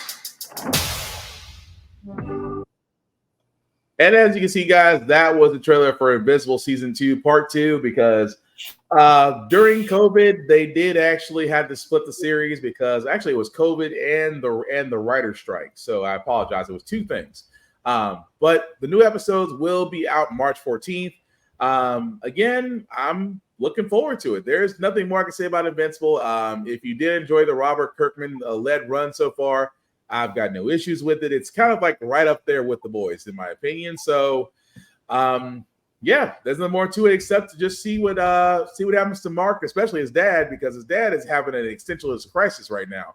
But Tafari, what do you think? If that is Homegirl that we talked about on our show previously, like I said, Death by Snoo Snoo is going to have a whole new meaning. Ooh, yeah, that part. For all those that don't know, I'm going to say this: read the graphic novel, and you'll understand why. It's Broly stomping Goku into a crater and making it bigger each time he goes down, but X-rated. Yeah, and that's how far I see them taking it overboard, because the comic didn't do that. But seeing what they did with the Herogasm and the boys, I'm just like, Amazon does not care. Yep, and that's why I'm saying that might be the episode that might have multiple warnings on before they play it. People are already in a I was surprised to see a warning when I watched Gen V, because that last episode is technically a school massacre. Mm-hmm. So, which I'm really surprised they got away with that. For it to be Gen V and they actually had a that type of setting on there, and the fact that they got away with it really says a lot. I mean, it really truly does. But again, come March 14th, we're definitely going to find that out. But the last two bits of news that we have, guys, like I said, we had a lot, and because we had a lot, we did leave comics out this week, but we will come back with a more bigger load of comics. Pause. So that way we'll cover this. We'll cover what we have this week and next week to make up for that. But we do got to talk about Xbox first, because Xbox decided on their podcast that, hey, we have news. And they kept blasting it. They kept pushing it up. They kept on really blowing it, saying, we have news that we're going to talk about on the podcast, which did actually show yesterday. And the news that they talked about, before we go really deep into that, number one, 4 Xbox games are coming to other platforms. They didn't say which 4 unnamed games they are. Joe has those. Joe actually has the rumored games themselves. Diablo 4 will be coming to Game Pass. Yes, that Diablo 4. The Diablo 4 that people may have paid for might be a little bit peeved that game is not going to be available on Game Pass come March 28th. They did talk about the layoffs that did actually happen, because, again, if you have been paying attention, Microsoft did lay off close to 1,000 employees through 4 months ago, which, again, they did talk about the fact that they needed to, and this, I'm going to be honest with you guys, and I don't really cuss this much on this podcast, but it's kind of bullshit, because they try to stand and say, in order for us to grow, we had to alleviate a lot of our workforce. To me, that's basically saying that we wanted to keep our profits, which, again, I didn't really like how they worded that. And of course, the rumor that Xbox is going to stop making consoles is basically a lie itself. They are planning to still build consoles well into the future. So we're not going to have another Sega-like company. Although Sega, if you're listening, the Dreamcast, I'm just saying, bring it back. It'd be freaking nice. Dreamcast meeting, give me something like. Yeah, I mean, the Dreamcast, I'm just saying, Sega, you are sitting on a gold mine right now if you choose to use it. Also, Xbox will release 10 games this year. Again, a lot of the games you already know about. Hellblade 2, Indiana Jones will be coming up, but they didn't say anything more from that. But that's basically the gist of it. Joe, what were the 4 unnamed games that were rumored to be coming over different platforms? So there's 2 normal games and 2 live service games, from my understanding. And the reason why they were not announced is more than likely they are going to be in the Nintendo Direct that was supposed to come but got pushed back. I'm assuming Nintendo wanted to stay away from the Xbox backlash. I feel like every time Phil Spencer comes on this thing, it's always to apologize. Yeah. Like, seeing him is just an omen of, oh, they screwed up again. Mm-hmm. So the 4 games, which are probably more than likely almost 100%, but again, this is all hearsay. This is just what everybody's been saying across the thing, is Hi-Fi Rush, Pentiment are your two standard games. Then Sea of Thieves and Grounded are going to be your two live service games. Hi-Fi Rush will probably make money hand over fist going to the Nintendo Switch. I can almost bet that. I feel like that would be too taxing on a Switch, so probably. I don't know anything about Pentiment right off the bat. Sea of Thieves is your MMO pirate game. Which is fun to play. Pirate Bay. It's fun to play. Then I have no idea what Grounded is. But it's Sea of Thieves is kind of like basically black. It's like the black version of Assassin's Creed, just lighthearted. So something it's geared more toward kids as far as playing like Fortnite and things of that nature, but still fun. But the thing I say about go for it. Sorry, I don't mean to interrupt. No. The one thing I want to add is, guys, this is a good thing in the grand scheme of things. This means everybody wins. Mm-hmm. If you are our age and are still thinking there is a console war going on, you are hurting the industry. Yeah. There's no reason for this anymore. Like, there's no reason to be in a Nintendo camp. Nintendo has since the GameCube, Nintendo says, we're not in this anymore. We're going to march at our own pace. Mm-hmm. So it's gone to Xbox and Sony. And at first, they had a healthy competition. Now in the grand scheme of things, as we're getting older, like, what does it matter who's on what? Like, for us, you have any idea how quickly we would buy Killer Instinct on PlayStation? That's true. Like, in a heartbeat. Yeah. The online scene itself would explode if Killer Instinct went multiplayer. Oh, yeah. Like, every game would be dead. Like, it would be the new Tekken 8. Yep. Which is pretty solidly burying everybody else right now. I mean, as much as I like Street Fighter right now, as much as I love Street Fighter, it is kind of burying everything. Yeah. Which, by the way, you can go watch my games over on Total Justice Gaming. I am playing it over there. But shameless plug aside, that mentality needs to go. Microsoft is a software publisher to begin with. That is their bread and butter. Console hardware is not their thing. Yeah. Microsoft is a program. We run Windows on just about everything. Our PCs are not Microsoft PCs. They're Dell, they're Packard, they're homebrew. They do not. Okay, actual real question for you, Will. Does Microsoft actually make like tower hardware? Used to. Not anymore. Okay, but used to. Once upon a time. Yeah, once upon a time they did, but not anymore. Like, the only thing I don't understand that people getting arms up is like, well, Game Pass should come to this. Like, Game Pass is not going anywhere. Game Pass is the only thing keeping the Xbox hardware alive. Yeah. If you can get an S, which is cheap, you don't need to buy a game for it. Just get Game Pass. That's all you need.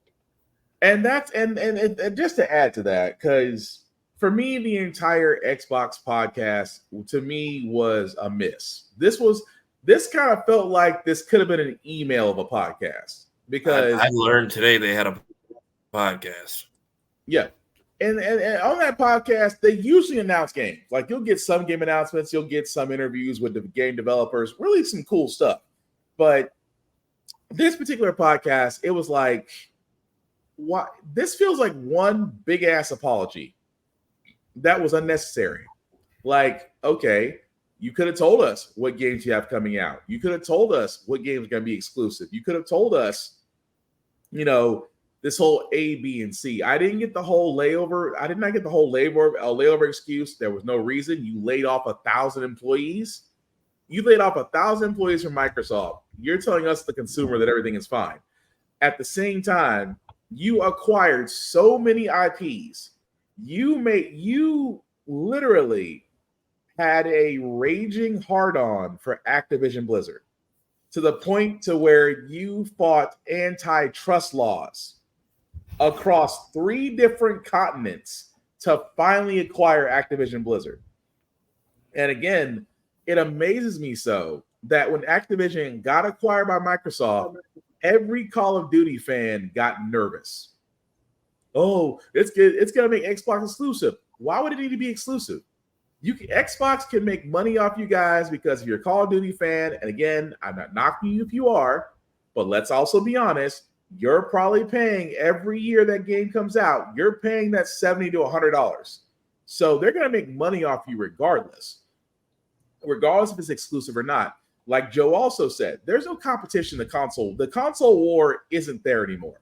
It isn't. There's no. To be quite honest, the console war really did end after PlayStation 3. It was almost because at that point, E3 became irrelevant. PlayStation 4 was coming. Say what, Tafar? Rest in peace, E3. Yeah, EC3 was pretty much going downhill. At the same time, game developers were really stepping on their own. And the big three that you had, which was Nintendo, Microsoft, and honestly PC, because again, Steam, and Valve, and EA Origin was starting their own game libraries. So there was no such thing as a console war anymore.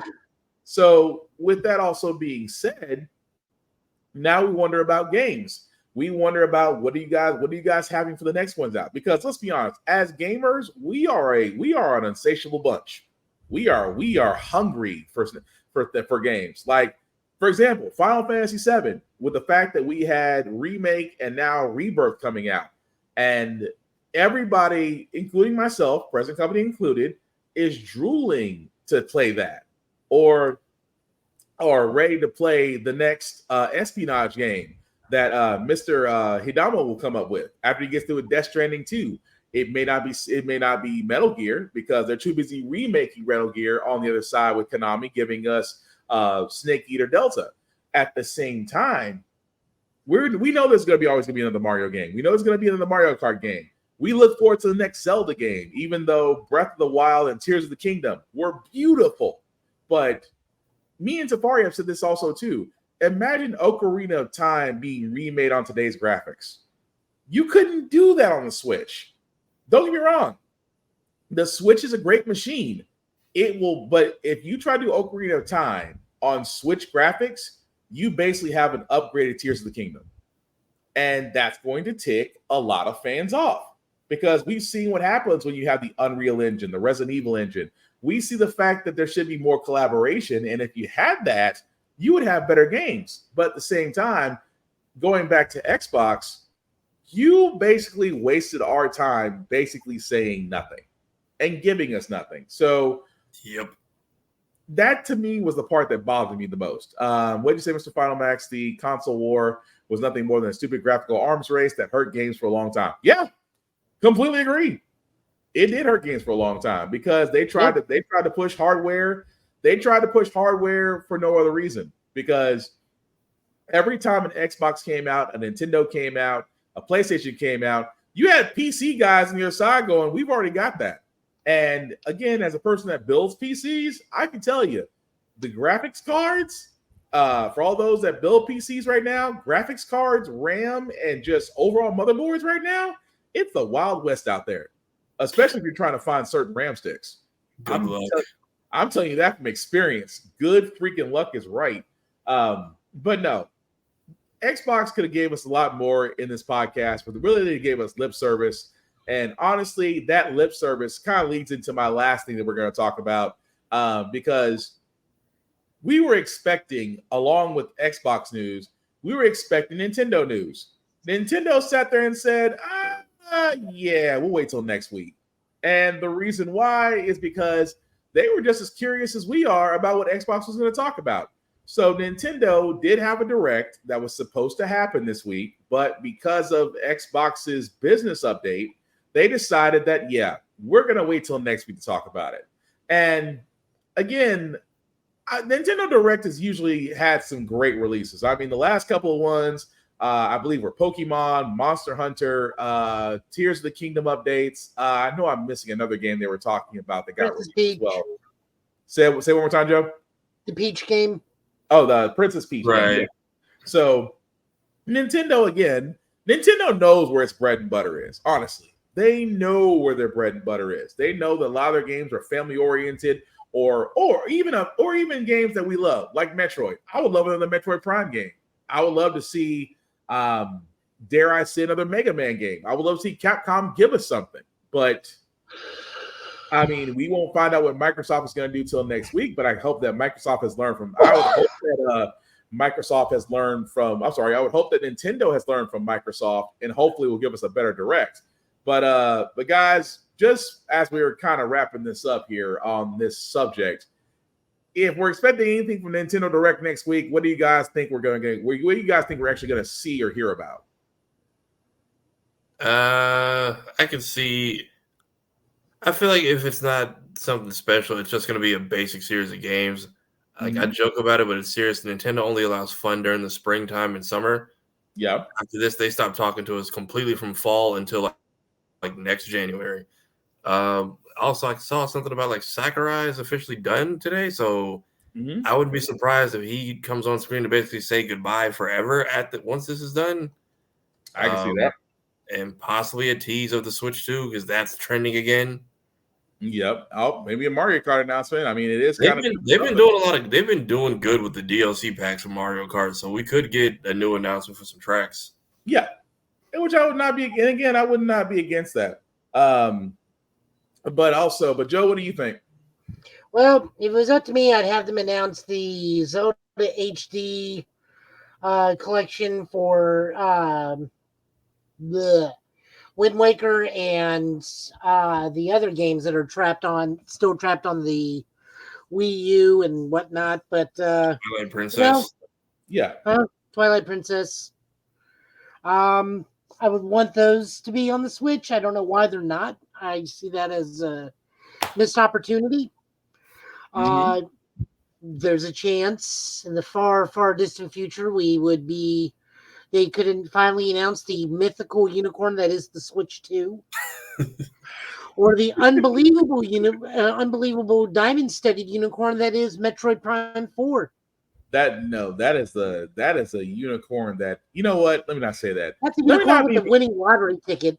They would need to show the Switch 2 effectively running Mortal Kombat 11. That part. But again, it makes me wonder. 1. But I mean, if you really think about the Switch 2, what more could they go from that? I mean, they did. I mean, when the Switch first came out, it was brilliant.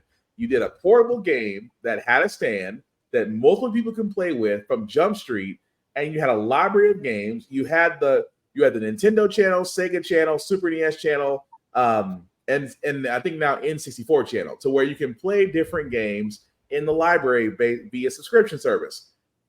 What more can we expect out the Switch outside of updated graphics and maybe expanded memory?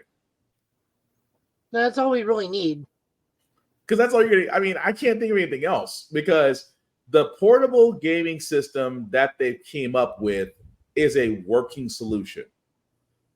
We could probably also see a Pokemon announcement. If it is remakes of Soul Silver or Heart Gold, or the Black and White remakes, or new Pokemon Legends. I can see that too. And also, a GameCube channel. That's another one. If they decide to go that route. Online services or online lobbies added to some of the older games, possibly. Yeah. Or some games. I question the GameCube channel, because we're getting most of the GameCube games that were on there already remade. So, like our Luigi's Mansion or Paper Mario 1000-Year Door, all the GameCube tracks are already in Mario Kart 8 via DLC. Like, unless you guys really want Wave Race 64. Yeah, Wave Race on the from the GameCube, or look, I only want one game that was stuck on the GameCube. It's never coming, but I would like Hulk Ultimate Destruction. You'd be surprised. You'd be surprised. Beautiful Joe. That's another one. I got that one on. I had to get that one on PS2 because I got the wrong copy on GameCube. I don't know why Dante was PS2 locked. But I'm just saying, just from Nintendo, like I said, not there being a console war, Nintendo could really stand out. That's why I'm wondering with the Switch 2, if they're doing anything. I would like to think it's an increase in hardware, but I hope they stay with the portable idea. The portable idea is what makes it work for them. The portable idea is where Sony tried to do that little PSP handheld console, and that's a whole nother mess. Xbox didn't even try it. which again is smart because for Xbox you can really just have an app on a internet handy device. You can play your Xbox from anywhere, which again, smart, great, not knocking it. But yeah, it's the whole idea of just what they come up with next week is just going to be an interesting question. That's about the best way I could put that. But again, Xbox truly do better. That's all we're saying. But like I said, guys, we're going to pretty much leave it there because again, we had a lot of trailers and news.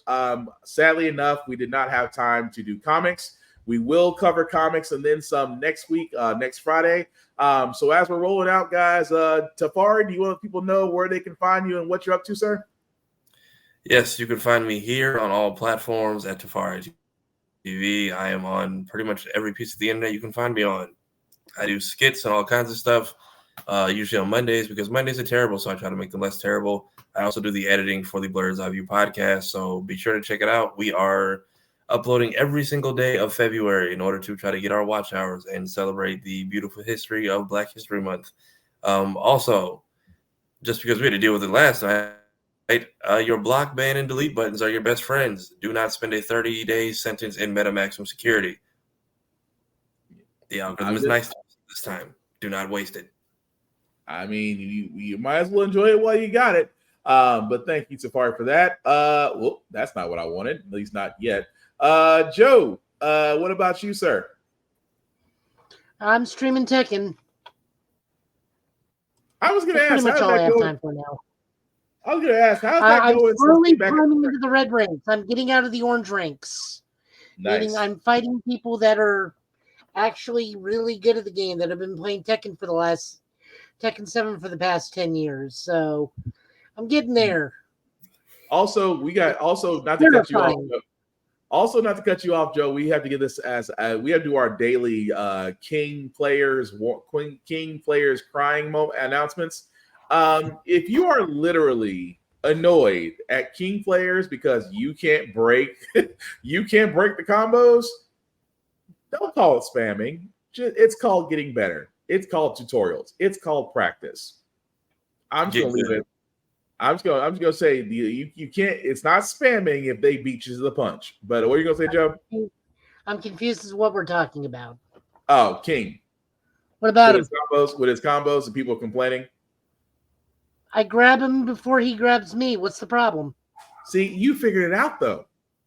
You figured it out. There is a whole mess of people out there that are complaining that King is overpowered. He's this, that, and the other. It's a 3D arena. Just dodge and launch counter. But Joe, that's right there. You use strategy. You use strategy in movement. You think, sir. There's a difference. Attack low. That's what I'm saying. You think differently, sir. That's what I'm saying. Oh, I've been prodding the grabs, and I'm hitting every button on my controller to try to get out of the combos. But he's gonna grab you. It's like Zangief asking Zangief not to SPD you. It's gonna happen. Right. The only difference is you have to get grabbed like 5 or 6 times with King. That's fair. But aside from that, sir, besides where they can find you on Show a Guy Joe and of course your Twitch stream and Joe's Italian last name, anything else going on? No, Total Justice Gaming is where you can find the Tekken. Show a Guy Joe is where you can find this and the Super Sentai stuff, which reminds me tomorrow is the press conference for Boon Boonger, so we may stream that live. We finally get to find out who's being what. And then once the show takes off in March, I will hopefully be doing a podcast or a watch show with other friends and do an episode recap right after as we watch the episode.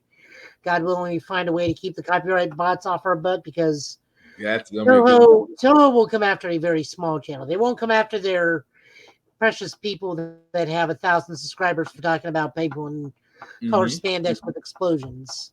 They'll definitely go after a guy with only 7 subscribers. Yeah, they do not play, but at all. Right. They don't play at all. But aside from that, guys, some shameless plugging before we do get out of here.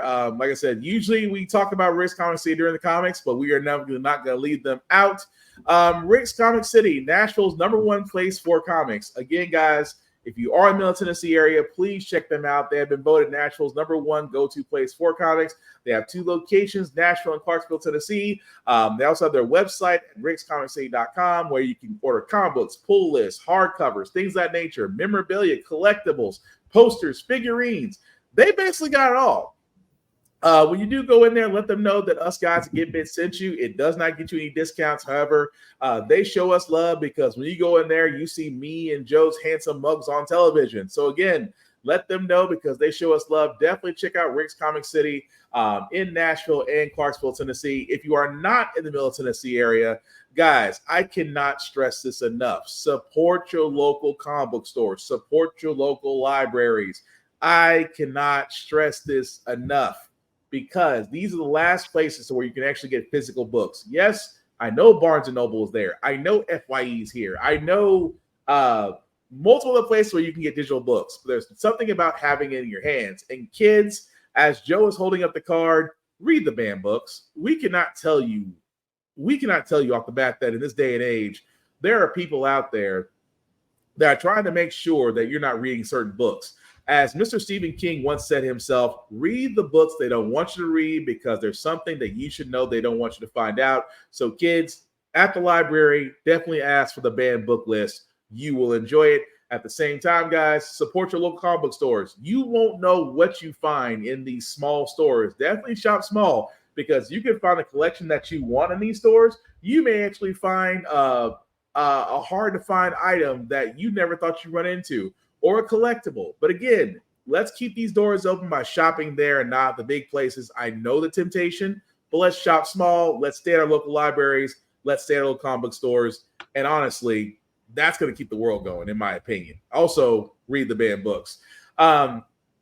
Also, let me point out BlurStation.com. Myself, Safari, and others are a part of this conglomerate that is for people of color and for blurs. If you like comics, they have it. If you like mangas, they have it. If you like television shows, they have it. If you have entertainment, it is all there. You can basically log in, and if you'll be so kind to select the Blur's Eye View Affinity membership, select any Affinity member there. And again, it's $10.99 a month. Yes, $10.99 a month. The price hasn't changed. And after 36 months of paying $10.99 a month, you get the option of owning a piece of Blur Station. It's a lot better than trying to get a piece of Netflix, Amazon, or Amazon Prime or Hulu, where you have to pay an assload amount of money through a stock exchange to get a small stock of one. This is a hell of a lot easier. So definitely check out BlurStation.com, guys, because again, it's basically something for us, by us to enjoy, but we honestly cannot do it without you. Also, at the same time, if you are a content creator looking for a new home, also check out Blur. Also check out Blur Station. And go to the FAQ section, and you'll be able to talk to someone about your content. Because the beauty part about Blur Station is, guys, the content that they show there is yours to keep. They are only wanting the distribution. And I don't know about you guys in a day and age where content is king. Owning something is great. You definitely do not want another Tubi situation. As for myself, guys, you can find me BlackBox447 on all the socials. I do reviews on mostly everything, even gym stuff, because I like to try to stay in shape. Again, the link that is trolling at the bottom, guys. If you'll copy and paste that link into your browser, it'll take you to our link tree. That's YouTube and Facebook groups for all of our podcasts. How the Fact We Got Here, Get Bit, and Offense Podcast. Like, share, subscribe, follow, tell people about it. We cannot stress this enough, that we cannot do this without you. We need your, and again, I'm not just talking donations, but hey, like every religious organization, we're not going to say no to donations, but sharing is free. Following is free. Telling people about it is free. Word of mouth is free, guys. And like we say here at Get Bit, we cannot do this without you. So thank you to everybody that liked, that commented, that followed, that shared. Again, from me and Joe and Safari, thank you for the bottom of our hearts. But again, the mission isn't done. We simply cannot do any of this without you. So with that also being said, as we wrap this up, guys, again, we'll be back here next Friday, same Get Bit time, same Get Bit channel. Again, we will have a lot more comics. Like I said, we're definitely going to catch up on that and try to basically make up for it, because again, there's a lot of great comic stories out there. Beyond that, the last before that, guys, any last words we call tonight? No. Man, have a good weekend, everybody. So the last thing I'll say about Get Big, guys, again, it's all about fandoms. We love them, we share them, we discuss them, we debate them. The last thing we need to be, guys, is gatekeepers and toxic fans. We do not want to turn people away from the things we love. We want them to embrace it, find their fandom, and hopefully do the same thing, because there's peace in fandom, there's love in fandom, there's support in fandom. What we don't need, in the words of Will Wheaton, are dicks in fandom. Because again, nobody should be a dick when it comes to sharing something that you love. So with that being said, guys, thank you all for watching. Well, of course, the playback will be on this tomorrow. We still want to know your opinions on everything that we talked about tonight, guys. And again, so very much, thank you from the bottom of our hearts for watching. Definitely like, share, follow, subscribe, all the great things. And on top of that, don't be a dick. Peace.